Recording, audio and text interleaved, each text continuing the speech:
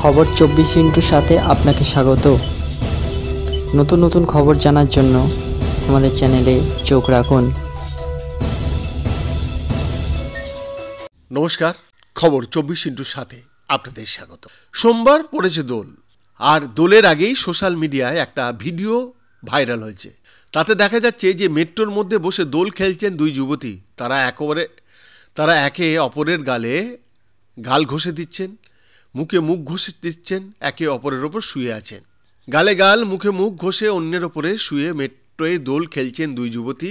Social মিডিয়ায় এরকমই একটি ভিডিও, যেটা সত্যতা আমরা যাচাই করিনি, ভাইরাল হয়ে গিয়েছে।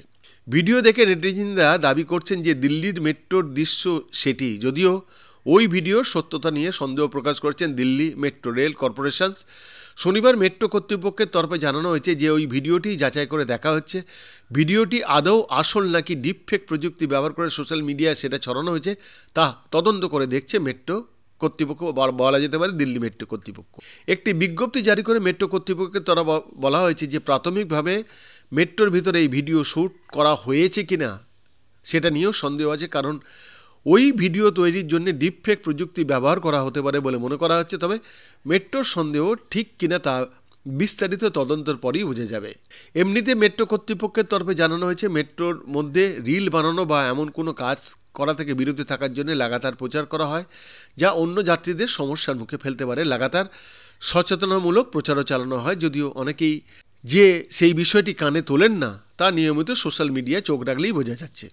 দিল্লি মেট্রো কর্তৃপক্ষের তরফে বলা হয়েছে এরকম কোনো জিনিসের শ্যুট করা হচ্ছে দেখলে যাতে আমাদের কাছে অভিযোগ জানানো হয়, সেজন্য আমরা যাত্রীদের কাছে আর্জি জানিয়েছি। দোলের ঠিক আগেই ওই ভাইরাল ভিডিও দেখা গিয়েছে যে একটি মেট্রোর মধ্যে অনেক যাত্রী বসে আছেন। মেট্রোটি মোটামুটি ফাঁকাই ছিল, আর দরজার সামনে যে জায়গা থাকে সেখানে বসে দুই যুবতীকে দোল খেলতে দেখা যায়।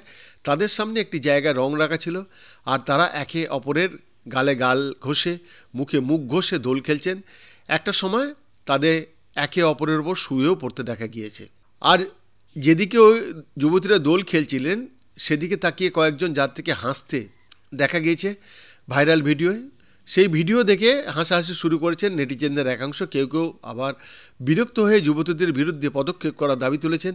সেই প্রেক্ষিতে ওই ভিডিওর সত্যতা যাচাই করে দেখছে দিল্লি মেট্রো রেল কর্তৃপক্ষ। বৈদ্যনাথ দাসের রিপোর্ট, খবর 24/7।